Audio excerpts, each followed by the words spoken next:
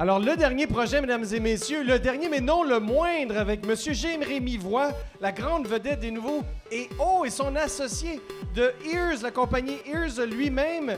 Alors, les deux sont ici pour nous parler de l'oreille bionique, la santé connectée par l'oreille. Alors, merci. On est bien content d'être ici, faire partie du projet de Prompt, d'une compagnie financée par Prompt. On n'a pas beaucoup de temps. On a vu qu'on était deux, on a essayé de prendre 6 minutes, mais ça n'a pas fonctionné. Donc, l'oreille bionique, on adresse un fléau mondial. Puis en fait, c'est vraiment quelque chose qui a été souligné récemment. Si vous avez suivi un petit peu l'actualité, l'OMS a envoyé un communiqué la semaine dernière qui dit que le fléau numéro 1 auquel l'humanité va se conforter, c'est qu'il y a actuellement 1,2 milliard de personnes qui sont à mettre leur audition en danger. Alors nous, on va commencer par un défi un petit peu plus modeste, mais c'est de protéger l'audition des travailleurs. Et figurez-vous que les travailleurs qui tous les jours au Québec mettent leur audition en danger, c'est 400 000. Donc ce n'est pas un chiffre insignifiant. À l'échelle nord-américaine, on parle de 30 millions de travailleurs. À l'échelle des pays occidentaux, c'est 300 millions de travailleurs. Et comment on va protéger effectivement ces travailleurs tout en leur permettant de communiquer dans le bruit? C'est exactement le dispositif que l'on appelle modestement l'oreille bionique et que Nick va vous présenter. L'oreille bionique que je porte aujourd'hui permet de protéger, de communiquer et le monitoring. Le troisième aspect, le plus important, c'est le monitoring. Pour vous mettre en contexte, un travailleur industriel aujourd'hui se promène dans le bruit, il sait que c'est bruyant, mais il n'est pas capable de quantifier le niveau de bruit. C'est pas comme quand il fait froid dehors, on sait quand il fait bien froid ou un petit peu froid. Le bruit, c'est pas comme ça.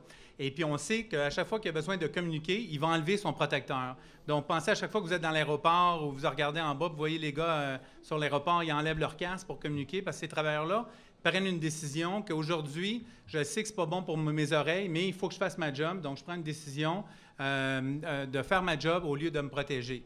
Puis, à la fin du compte, aux 5 ans, dans certains marchés comme le Québec, puis aux États-Unis, une fois par année, on rentre dans une cabine audiométrique. C'est là qu'on détermine s'il y a eu une surdité.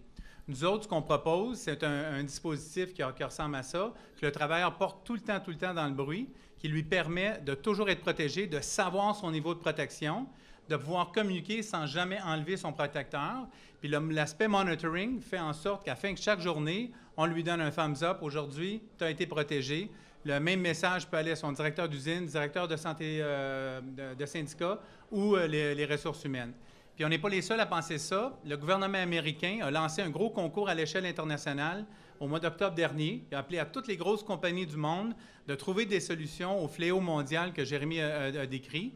Il y a 40 compagnies qui ont été sélectionnées. 10 ont été invitées à Washington devant un panoplie de toutes les acronymes que vous pouvez m'imaginer. OSHA, MSHA, NIOSH, DOT, etc. C'est ça. Tout le monde était là, l'armée américaine. Et puis, donc, 10 compagnies ont présenté. On était la seule canadienne, puis on a gagné.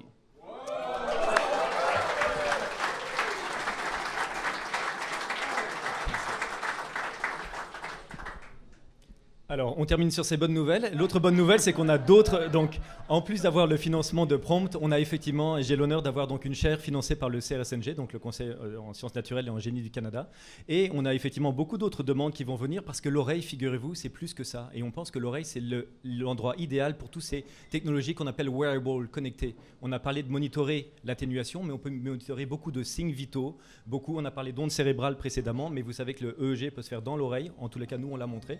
Et donc, beaucoup de choses s'en viennent et on pense vraiment que le Hearable, c'est ce qu'on a pour demain pour Montréal.